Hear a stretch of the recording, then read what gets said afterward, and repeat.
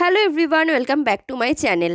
তো সকলে কেমন আছো? আশা করি খুব ভালো আছো, আর আমিও কিন্তু খুব ভালো আছি। তো আমরা কিন্তু সরস্বতী পুজোর দুদিন পরে হঠাৎ করে প্ল্যানিং হলো যে কালনাই সরস্বতী ঠাকুর দেখতে যাব।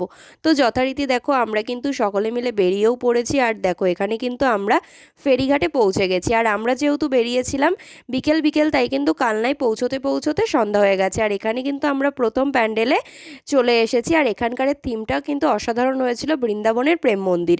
আর ভেতরে ঠাকুরটাও কিন্তু খুব সুন্দর হয়েছিল। আর তারপরে দেখলাম আমরা আর একটা ঠাকুর।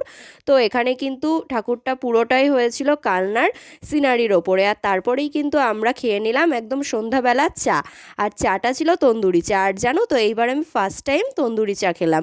তো পুরোটা কিন্তু দেখলামও চোখের সামনে। তো এতদিন কিন্তু আমি ফোনেই দেখেছিলাম তন্দুরি চা বানানো। তো খেতে কিন্তু অসাধারণ ছিল। আর তারপরে আমরা আরও ঠাকুর দেখলাম, আর এই ঠাকুরটা দেখো পুরো প্রিন্সেসের মতন লাগছে, তাই না? এরপরে কিন্তু আমরা চলে গেছি কালনার অম্বিকা মায়ের মন্দিরে। তো এই মন্দিরে কে কে গেছো অবশ্যই কিন্তু কমেন্ট করে জানিও। আমি কিন্তু আগের বছরও সরস্বতী পুজোর দিন গিয়েছিলাম, তবে সেটা সকালে। ওই ভিডিওটা কিন্তু আমার মেন চ্যানেল অর্থাৎ পারুস ব্লগ 28-এ পোস্ট করা আছে, তোমরা গিয়ে কিন্তু চেক আউট করতে পারো। আর এইবার যখন গিয়েছিলাম তখন তো অন্ধকার ছিল, তার জন্য কিন্তু অতটাও কিন্তু ভিডিও ফুটেজ আমি নিতে পারিনি। তো তারপরে দেখো আমরা কিন্তু আরও অনেকগুলো ঠাকুর দেখে নিলাম, আর সেদিন কিন্তু আমরা অনেক এনজয় করেছিলাম। আর তারপরে দেখো এই ঠাকুরটা অনেকটাই সুন্দর হয়েছে। আর তারপরে কিন্তু আমরা বাড়ি ফিরে আসলাম। আর ভিডিওটা কেমন লাগলো জানিও, ভালো লাগলে বেশি বেশি করে লাইক শেয়ার করে দিও, আর আমার চ্যানেলটাকে কিন্তু সাবস্ক্রাইব করতে ভুলো